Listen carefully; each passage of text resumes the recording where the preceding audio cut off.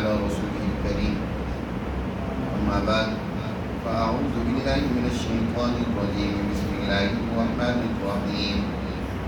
يا أيها الذين آمنوا لا تقدموا بين يدي الله ورسوله واتقوا الله إن الله سميع عليم. يا أيها الذين آمنوا لا ترفعوا أصواتكم فوق صوت النبي ولا تجهروا له بالقول كجهر بعضكم لبعض أن تحبط أعمالكم وأنتم لا تشعرون. إن الذين يغضون أصواتهم عند رسول الله أولئك الذين امتحن الله قلوبهم للتقوى لهم مغفرة وأجر عظيم. إن الذين ينادونك من وراء الحجرات أكثرهم لا يعقلون ولو أنهم صبروا حتى تخرج إليهم لكان خيرا لهم والله غفور رحيم. صدق اللہ العظیم. یہ سورۃ الحجرات کی ابتدائی آیات ہیں. اس سے پہلے سورہ فتح اور اس سے پہلے سورہ محمد گزری.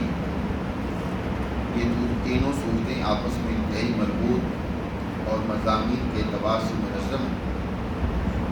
سورہ محمد میں ظالم طاغوتی طاقتوں کے خلاف نبرد آزما ہونے جنگ و قتال کے جو اصول اور ضابطے ہیں ان کو بیان کیا گیا. اور سورہ فتح میں اللہ سبحانہ و تعالی نے اس دین اسلام کے بنیادی مقصد اور ہدف کو واضح کیا کہ یہ دنیا میں اپنا غلبہ چاہتا ہے. اس کی تعلیمات جب معاشروں میں غالب آئے گی تب ہی معاشرے پرامن خوشحال اور دنیا اور آخرت میں کامیابی سے ہمکنار ہوں. چنانچہ اس کے لیے قومی اور پھر بین الاقوامی سطح پہ دین اسلام کے غلبے کے حوالے سے جو بنیادی تعلیمات تھیں ان کو واضح کیے اور اس کے لیے اس جماعت کا تذکرہ کیا ہے جس جماعت نے اللہ کے اس دین کو غالب کرنے کے لیے اپنی جان مال اور سب کچھ قربان کرنے کا عزم کیا. ان کی اخلاق و کردار ان کی سوچ و فکر کو بڑی تفصیل کے ساتھ بیان کیے. اب اس کے بعد اس سورہ مبارکہ میں جب کوئی معاشرہ فتح ہوتا ہے تو اس کے لیے معاشرتی استحکام بہت ضروری ہوتا ہے. معاشرتی قوانین ضابطے اور تعلیمات نہایت ناگزیر ہیں. اصل میں دین اسلام وہ اپنا معاشرتی غلبہ چاہتا ہے کہ معاشرے میں رہنے والے افراد اس کے مطابق اپنے عمل کو ڈھالیں. اس کے لیے انہیں آداب سکھائے جا رہے ہیں, انہیں تعلیمات دی جا رہی ہیں, ہدایات دی جا رہی ہیں کہ مسلم معاشرت کن اصولوں پر قائم ہونی چاہیے. چنانچہ سورہ مبارکہ میں اسلامی معاشرے کے تقریباً 7 سے 8 اہم اصول اور ضابطے بیان کیے گئے. اس سورہ مبارکہ کا نزول سنہ 9 ہجری میں ہوا ہے. یہ وہ دور ہے جب نبی کریم صلی اللہ علیہ وسلم قومی انقلاب مکمل کر چکے ہیں, یعنی مکہ فتح ہو چکا ہے. مکہ کے فتح ہونے کے بعد پھر اب عرب کے تقریباً بہت سارے قبائل وہ حضور صلی اللہ علیہ وسلم کی طرف متوجہ ہوئے اور آ کر انہوں نے دین اسلام کو قبول کیا. سورہ نصر میں اللہ نے ان الفاظ میں اس بات کو بیان کیا کہ اذا جاء نصر اللہ والفتح ورأیت الناس يدخلون فی دین اللہ افواجا. جب اللہ کی نصرت اور فتح آ چکی ہے, مکہ فتح ہو چکا ہے, اب تم دیکھو گے کہ دین اسلام میں افواج آئیں گی, فوجوں کی فوجیں آئیں گی. چنانچہ قبائل بڑے بڑے جتنے بھی قبائل تھے وہ حضور صلی اللہ علیہ وسلم کی خدمت میں مدینہ میں حاضر ہوتے ہیں اور اپنے آپ کو اسلام کے لیے پیش کرتے ہیں. حضور صلی اللہ علیہ وسلم سے مصالحت کرتے ہیں. بہت ساروں نے تو دین اسلام کو قبول کر لیا اور بعض نے جو ہے حضور صلی اللہ علیہ وسلم کی طاقت و قوت کو قبول کر لیا اور انہوں نے اپنے آپ کو سرنڈر کر دیا. یعنی دین اسلام کا جو غلبہ تھا وہ غلبہ دو طرح سے ہوتا ہے. ایک تو یہ ہے کہ اس کو قبول کر لیا جائے، دوسرا یہ ہے کہ کم از کم اس کے جو معاشرتی قوانین ہیں عقائد کی سطح میں یا عبادات کی سطح میں تو وہ اپنے طریقے پر رہیں، لیکن جو اسلام کے معاشرتی قوانین ہیں ان کو وہ تسلیم کر لیں، یعنی اسلام کی بالادستی کو، اس کی حاکمیت کو وہ قبول کر لیں. اس کو سمجھنا ہو تو آج یوں سمجھا جا سکتا ہے آسانی سے کہ اس وقت پوری دنیا کا امریکہ بابا بنا ہوا ہے. وہ دنیا سے اپنے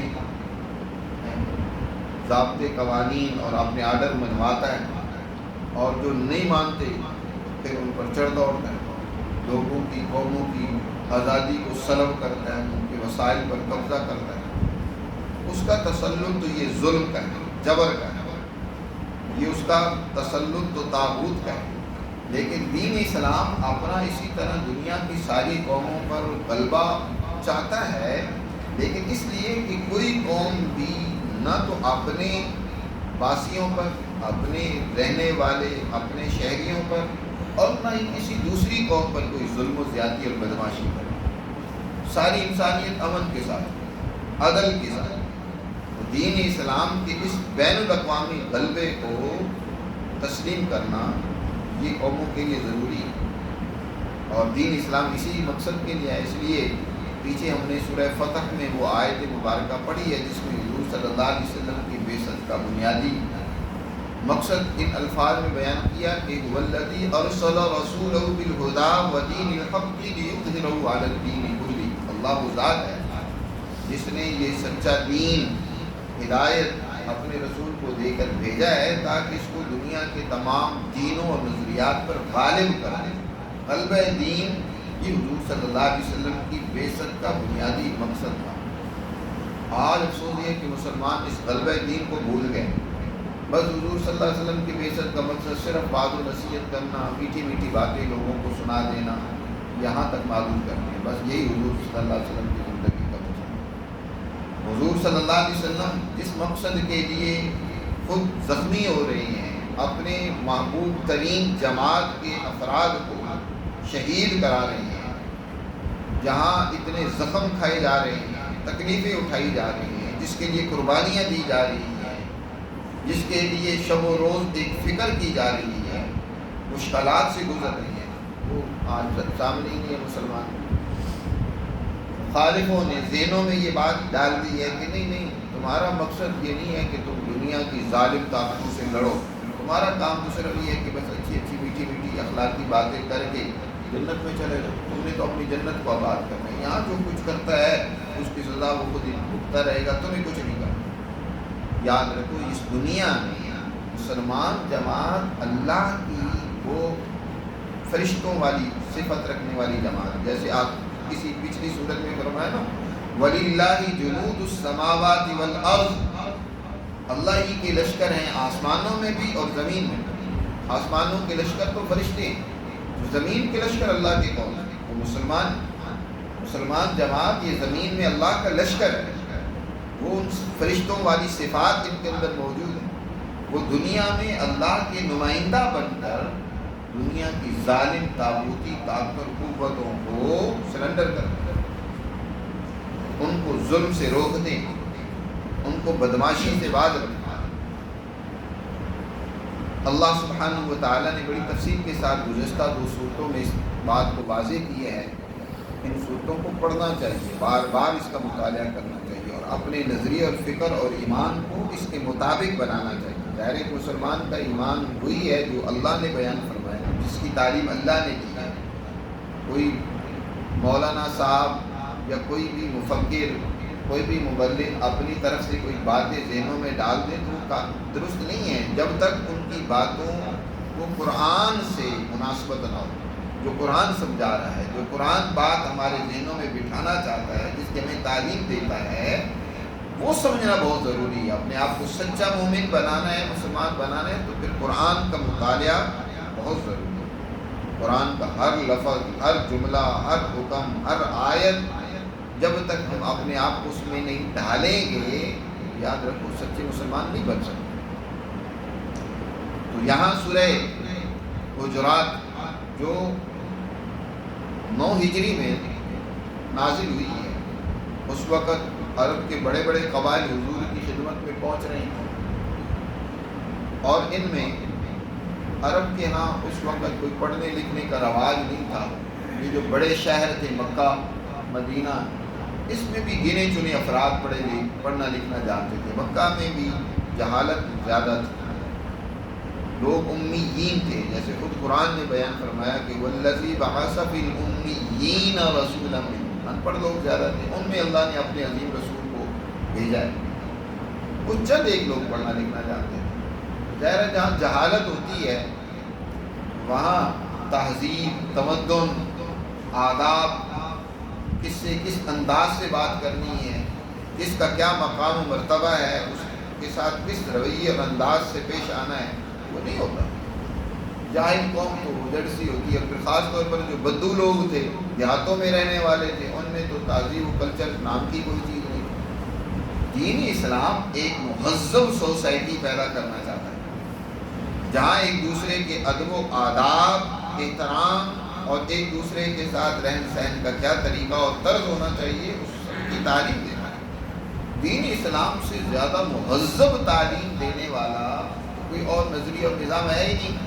حال افسوس یہ ہے کہ چند ایک اجڑ قسم کے لوگوں کو ہم ان کے رویوں اور طریقوں اور ان کی قوم کے جو طریقہ کار ہوتے ہیں اس کو دین بنا کر پیش کرنے لگ پڑتے ہیں، اور پھر ہم سمجھتے ہیں کہ شاید یہ دین کی تعلیمات ہیں۔ اب مثلاً افغانوں کی کچھ قومی خصوصیات ہیں یا پٹھانوں کی کچھ اپنے روایات اور رواج ہیں، اگر وہ دین کی کسی حصے پر عمل کرتے ہیں یا دین کا نام لیتے ہیں اور ہم ان کے رسم و رواج کو سمجھنے لگ پڑیں کہ یہی دین ہے، یہ ہماری غلط فہمی ہوتا ہی ہوتی ہے۔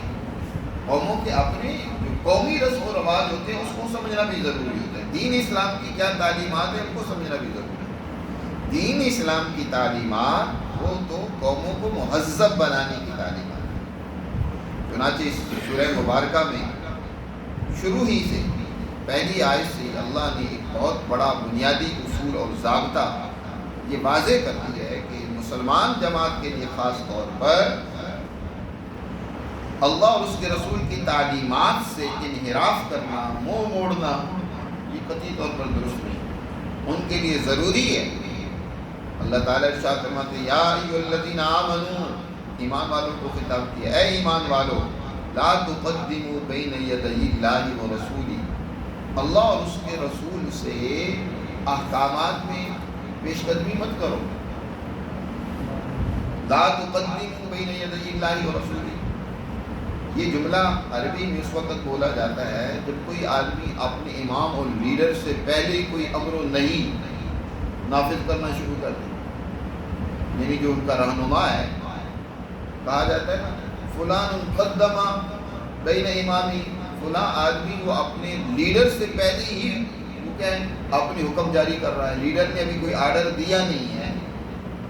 یہاں کہا جا رہا ہے اللہ اور اس کے رسول سے آگے مت نکلو۔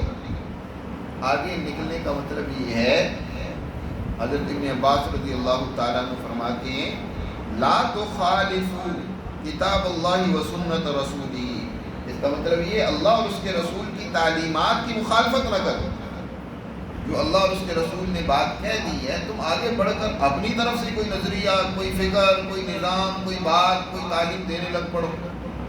لا تقدموا بین یدی اللہ ورسولہ، اللہ اور اس کے رسول سے آگے نہ نکلو کہ خود سے ہی حکم جاری کرنے لگ پڑو، بلکہ جو حکم انہوں نے دیا ہے اس پر عمل کرو، اس کی مخالفت نہ کرو۔ سب سے پہلے مسلمان جماعت کے لیے ضروری ہے کہ وہ دین اسلام کی تعلیمات کو اپنے لیے حفظ جان بنائے، اوڑھنا بچھونا بنائے۔ یہی تعلیمات قوموں کی حیات کا، ترقی کا، کامیابی کا باعث اور سبب ہے۔ یاد رکھو دنیا میں کوئی نظریہ، کوئی تعلیم، کوئی تہذیب پرانی تعلیم و تہذیب کے مقابلے میں نہیں ہے۔ عقلی انداز سے، عقلی طور پر بھی سوچ کر دیکھ لیں اور تاریخی طور پر بھی دیکھ لیں، ہر اعتبار سے پرکھ کر دیکھ لیں، اس کے مقابلے کی اگر کوئی تہذیب ہے تو دکھنا نہیں۔ فرمایا لا تقدموا بین یدی اللہ ورسولہ واتقوا اللہ، اللہ سے ڈرو اگر تم نے اللہ اور اس کے رسول کی تعلیمات کی مخالفت کی تو اللہ سخت تمہاری گرفت کرے گا، کیونکہ ان اللہ سمیع علیم، بے شک اللہ سننے والا ہے، جاننے والا ہے۔ اس سمیع علیم نے جو تمہاری ضرورتیں ہیں وہ اس کو جانتا ہے، تمہاری آپس کی باتیں، تمہارے آپس کے تقاضے، اس کو وہ سب کو سنتا ہے۔ اس ذات نے جو تمہیں ہدایت دی ہے اور اپنی ان ہدایات کے لیے اپنا نمائندہ رسول اللہ صلی اللہ علیہ وسلم کی صورت میں تمہاری طرف مبعوث کیا ہے، تو جو ان کی ہدایات ہیں ان پر عمل کرو۔ اب اس رسول کی عظمت بھی ضروری ہے، ظاہر ہے جب تک آپ کی اپنی لیڈرشپ کی عظمت و احترام نہیں ہوگا نا، تو اس کے حکم کی بھی کوئی ویلیو اہمیت نہیں ہوگی۔ اس دنیا میں اللہ کی اتھارٹی ہے رسول اللہ صلی اللہ علیہ وسلم کی ذات گرامی، حضور کا کہا ہوا کیا ہوا انسانیت کے لیے اللہ کا کہا ہوا کیا ہوا، اللہ کی اتھارٹی ہے۔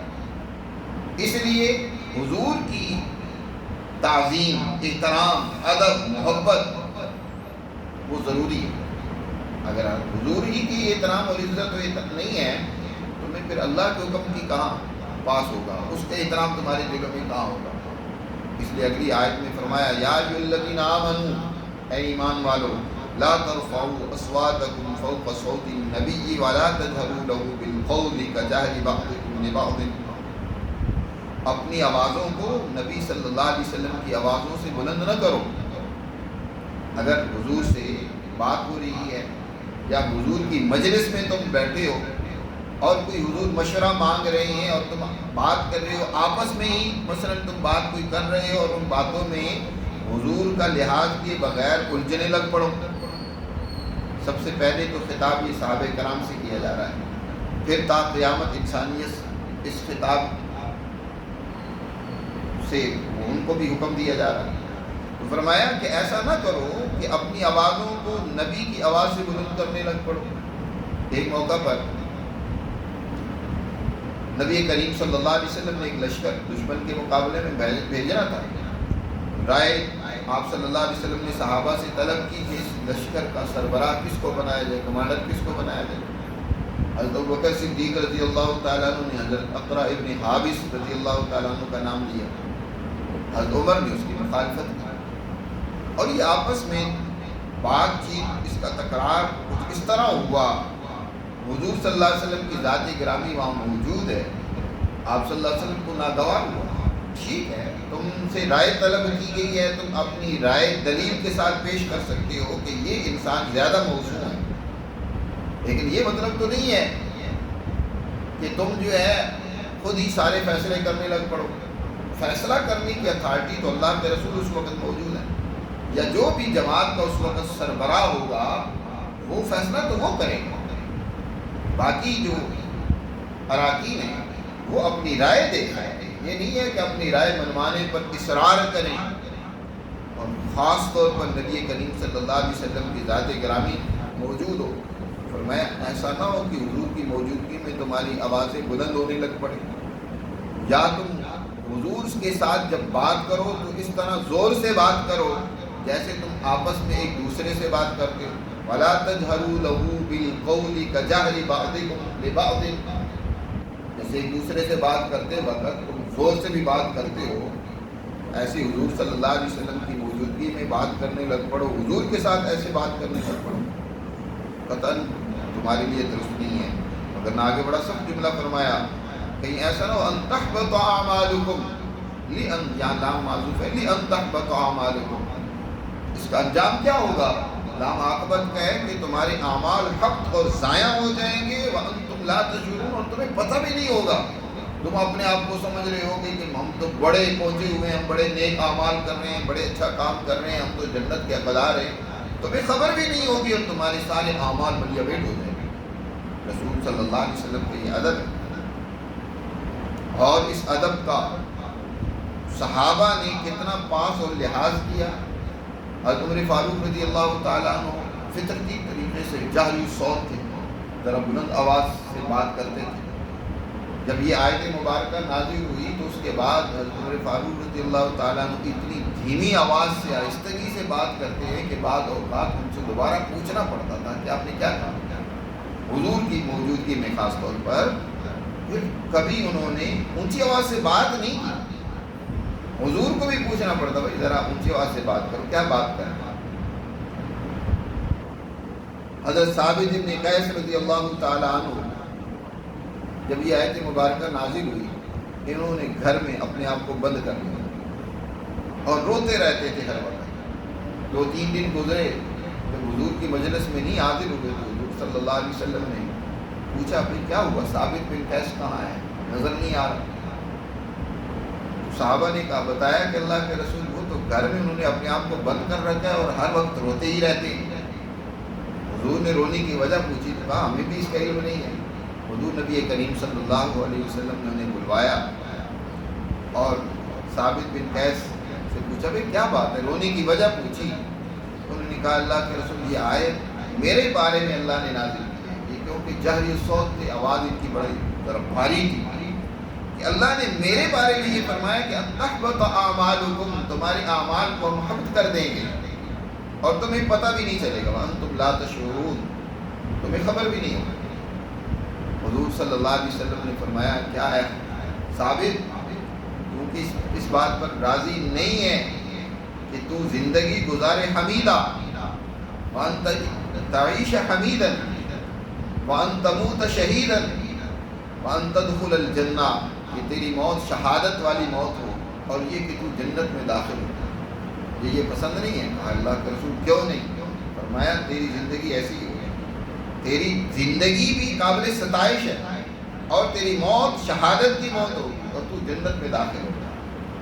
خوش ہو گئے. حضور صلی اللہ علیہ وسلم نے جب یہ خوشخبری دی تو یہ بڑے خوش ہوئے. پھر اس کے بعد حضور صلی اللہ علیہ وسلم کی مجلس میں حاضر ہوتے تھے تو اپنی آواز کو بہت دھیما رکھتے تھے.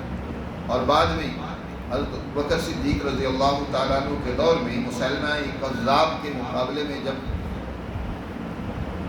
مسلمان لشکر جنگ کر رہا تھا، بڑی سخت قسم کی لڑائی ہوئی ہے. اس کا پہلے بھی ذکر ہوا ہے سورہ فتح میں بھی. بڑی سخت جنگ اور لڑائی. حضرت ثابت بن قیس اور حضرت سالم رضی اللہ تعالیٰ عنہ نے اپنے لیے ایک گڑھا کھود کر وہاں سے دشمن پر تیر اندازی تلوار بازی سے وہ کاری ان کو زخم لگائے، وہ ان کو اس میں اپنے آپ کو جما لیا، جم کر لڑے کہ آخر یہ شہید ہو گئے. اور جب یہ شہید ہو گئے تو وہاں ان کی نعش اور میت پڑی ہوئی تھی تو کوئی صاحب وہاں سے گزرے، ان کی جسم پر بڑا قیمتی زرہ تھی، اس نے وہ زرہ اتار لی اور اپنے خیمے میں چھپا لی. خواب میں یہ اپنے کسی عزیز کو یا کسی فوجی اور لشکری کو آئے اور ان کو کہا کہ یہ میری بات خواب نہ سمجھنا، میری زرہ فلاں جگہ پر رکھی ہوئی ہے، فلاں ایک صاحب نے اتار لی ہے میری ناش سے اور اس نے اونٹ کے کجاوے کے نیچے چھپا رکھی ہے. خالد بن ولید کو بتانا، وہ زرہ اس سے لے لیں اور حضرت ابوبکر کو جا کر کہنا کہ میرے ذمے اتنا قرضہ ہے، وہ قرضہ بھی ادا کر دیں. زرہ بھی اس میں بیچ کر قرضے بھی ادا کی جاتی ہے. اور وہ اس طریقے سے وہ زرہ وہاں سے ملی جو انہوں نے نشانات خیمے کے بتائے تھے، وہاں سے خالد بن ولید نے وہ زرہ اٹھا لی. تو حضرت ثابت بن قیس اور دیگر صحابہ سب کے سب وہ حضور صلی اللہ علیہ وسلم کی موجودگی میں بڑے ادب سے، یہ پیغمبر کا ادب، یہ لیڈرشپ کا ادب ہے. ان سے بات کرنی ہو تو ادب ان کا پروٹوکول ہوتا ہے. ظاہر ہے ایک لیڈر کا بھی پروٹوکول ہوتا ہے. اور پھر پوری امت کی لیڈر اور رہنما نبی کریم صلی اللہ علیہ وسلم کا تو سب سے بڑا پروٹوکول ہے کہ ان کا ادب کیا جائے، ان کی تعظیم دل میں، احترام اور زندگی میں بھی اور دنیا سے جانے کے بعد بھی. کیونکہ امت کا یہ اجتماعی عقیدہ ہے کہ نبی کریم صلی اللہ علیہ وسلم کی ذات گرامی آج بھی اپنے قبر اطہر کے اندر حیات فرما ہے. وہاں سلام پیش کرنے والوں کا سلام سنتے ہیں اور جواب دیتے ہیں. اس لیے نبی کریم صلی اللہ علیہ وسلم کے روضہ اطہر کے پاس وہاں کسی قسم کی بے ادبی یا اونچی آواز سے بولنا یا کسی سے اور حضور کی موجودگی میں اس انداز سے بات کرنا جو ایک گستاخی کی صورت بن جائے قطعاً درست اور جائز نہیں. اسی طرح جو پچھلی آیت میں فرمایا کہ اللہ اور اس کے رسول کے احکامات سے آگے نہ نکلو، آج بھی ضروری ہے کہ جہاں کہیں اللہ اور اس کے رسول کی تعلیمات پیش کی جا رہی ہیں، پڑھی جا رہی ہوں، وہ اللہ اور اس کے رسول کی تعلیمات ہیں۔ ادب بھی اس کا ضروری ہے، اور ان کو سمع و طاعت کے نظریے اور فکر سے سننا بھی ضروری ہے۔ یہ نہیں ہے کہ اللہ کے رسول کی بات کو کوئی اہمیت نہ دے، حدیث بیان کی جا رہی ہے تو بس سنی سنائی کر دی، یا کوئی آگے سے اپنی باتیں آنکھنی شروع کر دی۔ صحابہ کرام یا علماء امت نے اس کا بڑا لحاظ کیا۔ حضرت قاضی یوسف رحمۃ اللہ علیہ، ان کی موجودگی میں نبی کریم صلی اللہ علیہ وسلم کے کدو پسند کرنے کے بارے میں بیان ہوا۔ حضور صلی اللہ علیہ وسلم کو کدو بڑا پسند تھا۔ تو ایک صاحب وہاں مجلس میں بیٹھے ہوئے تھے، اس نے اس انداز سے اس کا ذکر کیا کہ مجھے تو یہ سبزی پسند نہیں ہے، بس ایک تحقیرانہ انداز۔ قاضی یوسف رحمۃ اللہ علیہ نے فرمایا کہ توبہ کرو اپنی حرکت سے، وگرنہ میں ابھی تلوار لے کر تمہاری گردن اڑا دوں گا۔ قاضی یوسف ایک اتھارٹی بھی ہے، چیف جسٹس ہیں، وہ فوراً سزا بھی دے سکتے ہیں۔ فرمایا اللہ کے رسول کی بات تمہارے سامنے بیان کی جا رہی ہے اور تم کہہ رہے ہو کہ مجھے اس کی گویا تحقیر کر رہے ہو کہ مجھے پسند نہیں ہے۔ ہاں، ایک طبی طور پر آپ کو چیز پسند نہیں ہے تو اس کا مطلب یہ ضروری ہے کہ تم اس کو بیان کرتے پھرو۔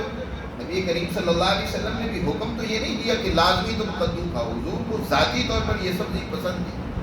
اگر کوئی مسلمان اس کو اس وجہ سے پسند کرے کہ میرے نبی کو پسند تھی تو یہ تو بڑی اچھی بات ہے، لیکن اگر تمہیں نہیں بھی پسند تو تحقیر تمہارے لیے کہاں جائز اور درست ہے؟ وہ تو ایک بہت بڑا گناہ ہے اور جرم ہے، اس کی سزا ملے گی۔ تو حضور صلی اللہ علیہ وسلم کی کوئی بات، چاہے وہ حضور کی ذاتی اور طبیعی بات کیوں نہ ہو، حضور کی ذات کے ساتھ ہی مختص کیوں نہ ہو، وہ بیان کی جا رہی ہے تو اس کا ادب کا تقاضا یہ ہے کہ اس کو توجہ سے سنا جائے اور اس پر عمل کرنے کے ارادے سے اس کو سنا جائے۔ آج لوگ اس کی رعایت نہیں کرتے۔ حضور صلی اللہ علیہ وسلم کی احادیث مبارکہ آئے، بس اس کو سنا کر دیتے۔ قرآن پڑھا جاتا ہے، اس کی کوئی اہمیت نہیں ہے۔ تفسیر بیان کی جاتی ہے، لوگ اپنے ذکر میں لگے ہوتے ہیں، اپنی فکر میں لگے ہوتے ہیں، اپنے خیالات میں، اپنے نفلوں میں لگ جاتے ہیں۔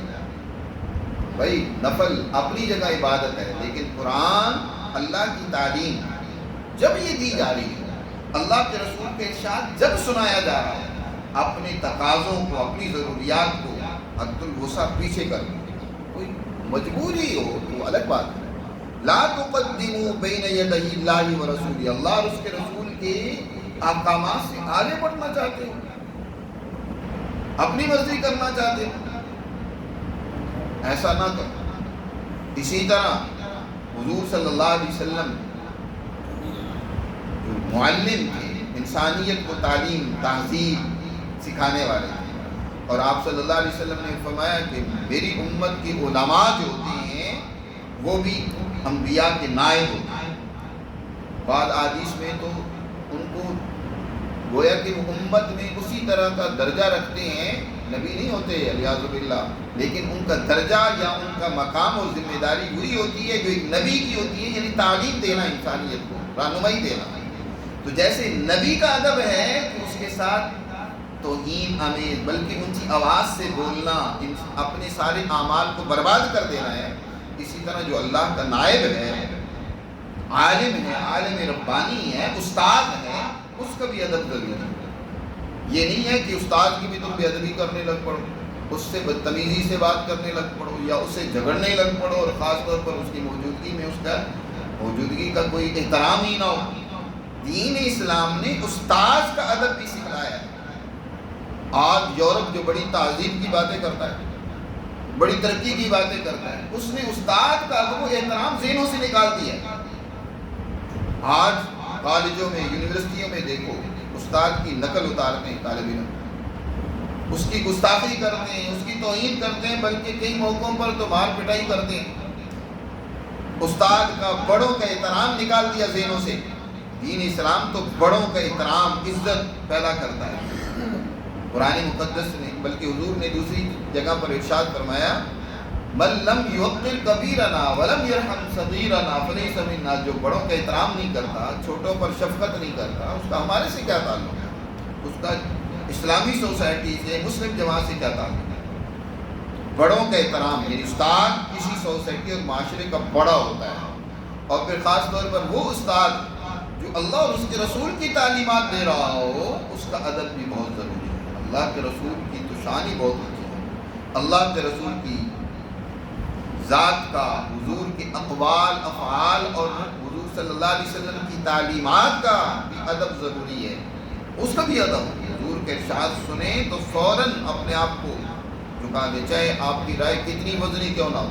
جب اللہ کے رسول کے ارشاد سامنے آ جائے تو فوراً اپنے آپ کو سر خم تسلیم کر دیں، چاہے اس کی تحقیق بعد میں کریں کہ یار یہ بات درست بھی ہے یا نہیں، لیکن ایک دفعہ جب نسبت حضور کی طرف ہوگی تو پھر اس کے سامنے کسی مسلمان کے لیے جائز نہیں ہے کہ وہ اس کے مقابلے میں بات کرے۔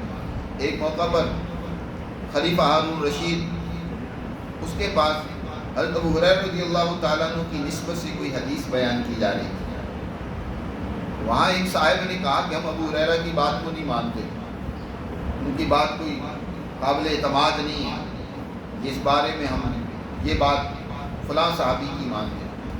ایک عالم، نام ان کا میرے ذہن سے نکلا ہوا، وہاں موجود تھے، انہوں نے بڑی سخت بات کہی، اور ہارون رشید کا بھی جھکاؤ اس دوسرے آدمی کی طرف تھا جو حضرت ابو ہریرہ رضی اللہ تعالیٰ عنہ کی اس حدیث کو ذرا تنقید کے انداز میں بیان کر رہا تھا۔ تو انہوں نے بغیر اس بات کی رعایت کی ہے کہ یہاں خلیفہ مسلمین موجود ہیں، انہوں نے سخت سرزنش کی اور ناراض ہو کر وہاں سے چلے گئے۔ یہ بات خلیفہ وقت ہارون رشید کو بھی ناگوار گزری کہ میری موجودگی کا بھی احترام نہیں کیا، اور یہ چلے گئے۔ فوراً اپنا ایک نمائندہ بلا کر بھیجا سخت غصے میں کہ سزا دینے کے ارادے سے۔ وہ جو بلانے آیا تو اس نے کہا کہ امیر المومنین بلا رہے ہیں اور کفن پہن کر آئیں، لگتا ہے آپ کے خلاف سخت ایکشن ہونے والا ہے۔ وہ جب مجلس میں پہنچے، ہارون رشید بڑے غصے میں تھا، پوچھا بھائی تم نے میری مخالفت کی اور اس طرح کیوں مخالفت کی کہ میری موجودگی میں تم نے اس انداز یہ اختیار کیا کہ جس سے میری تنقید اور توہین ہوتی ہے؟ اس عالم نے بغیر رعایت کیے کہا کہ کیا تمہیں معلوم ہے کہ حضرت ابو ہریرہ رضی اللہ تعالیٰ عنہ وہ اللہ کے رسول کے نمائندہ ہیں، صحابہ کرام رضوان اللہ تعالیٰ علیہم اجمعین، ان کی وجہ سے ہی تو ہم تک اللہ اور اس کے رسول کی تعلیمات پہنچی ہیں۔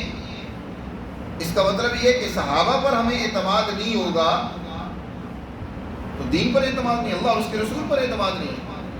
تم اللہ کے رسول کی تعلیمات کو پس پش ڈالنا چاہتے ہو تو پھر اس کا مطلب نماز کی بھی کوئی رعایت نہیں ہے، اس کا مطلب روزے کی بھی کوئی اہمیت نہیں ہے، کیونکہ یہ صحابہ کے ذریعے سے ہم تک پہنچی ہیں نا تعلیمات۔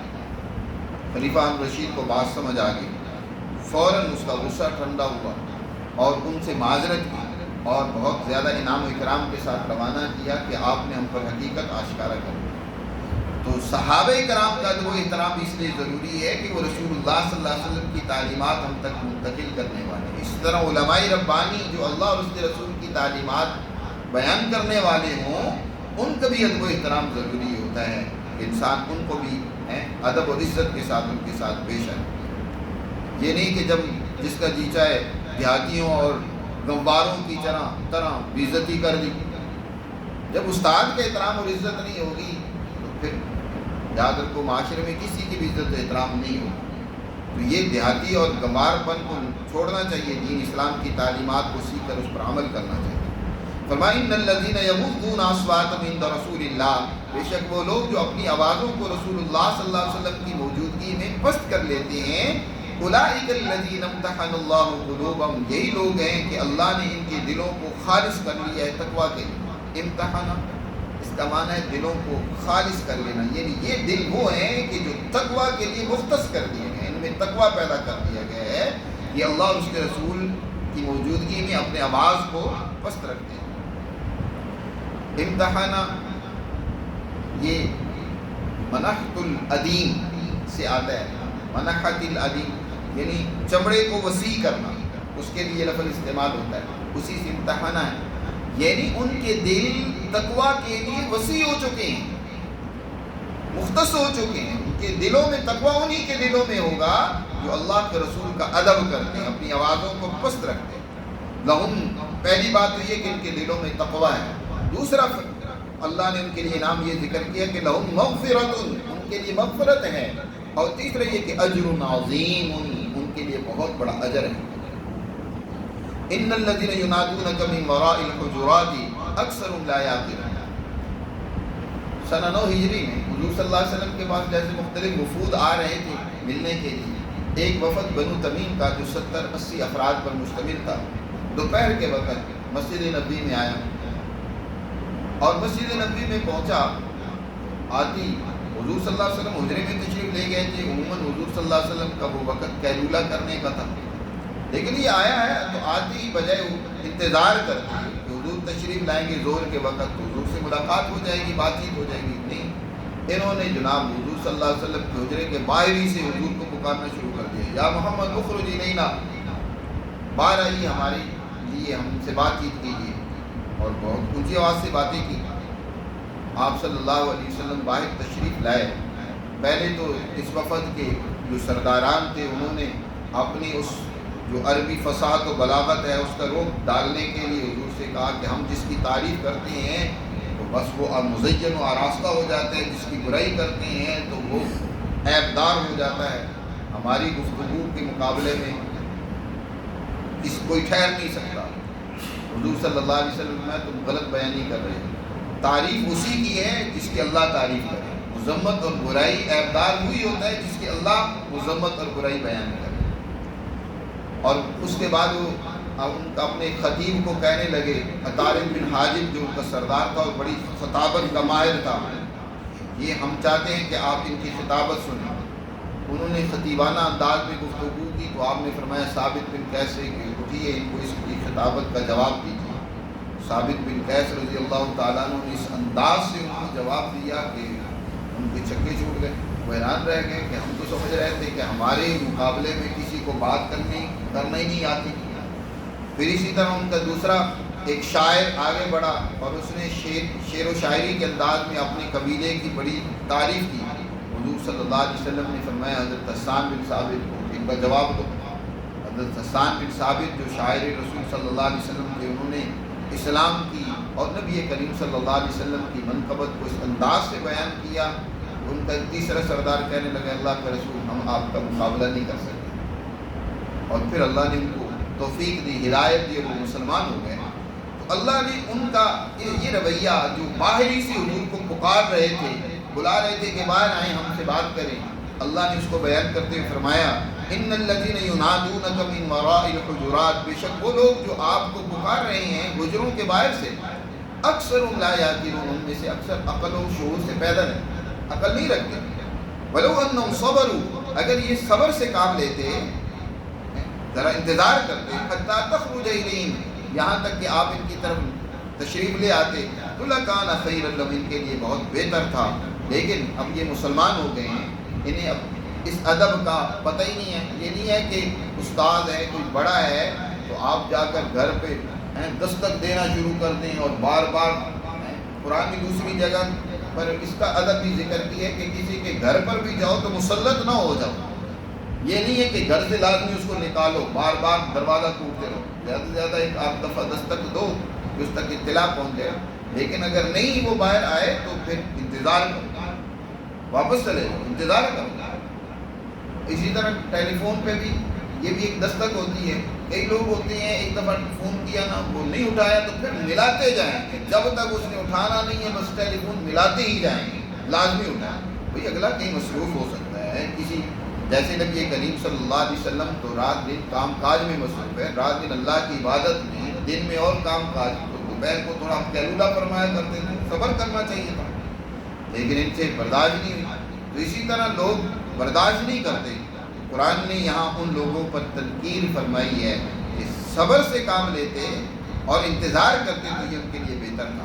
حضرت ابن عباس رضی اللہ تعالیٰ عنہ حضرت ابی بن کعب رضی اللہ تعالیٰ عنہ کے پاس تعلیم لینے کے لیے جایا کرتے تھے، قرآن سیکھنے کے لیے جایا کرتے تھے، اور کبھی اپنے استاد کا دروازہ نہیں کھٹکھٹایا بلکہ انتظار میں بات کرتے۔ کئی دفعہ تو بھائی بن کعب نے کہا کہ آپ آتے ہیں تو کیوں نہیں مجھے اطلاع کر دیتے، دروازہ کھٹکھٹایا کریں تاکہ میں فوراً آ جایا کروں، آپ انتظار کرتے رہتے ہیں۔ فرمایا کہ نہیں، آپ میرے استاد ہیں، میں آپ سے سیکھتا ہوں، تو میں آپ کو مشقت بھی کیوں ڈالوں، آپ جب آئیں گے باہر تو میں اس وقت آپ سے پوچھوں گا، آپ سے سیکھوں گا۔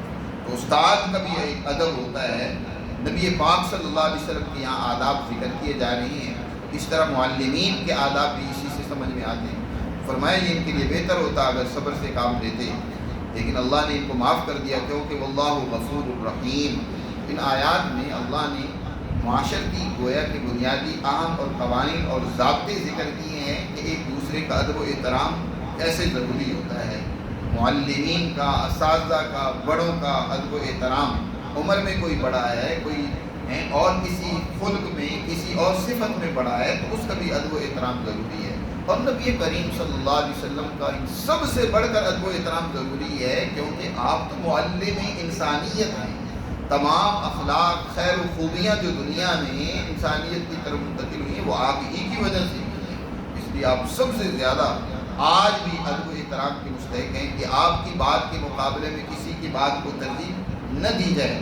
آپ کے روضہ اطہر پر حاضری ہو تو بڑے ادب کے ساتھ حضور صلی اللہ علیہ وسلم کو سلام پیش کیا جائے۔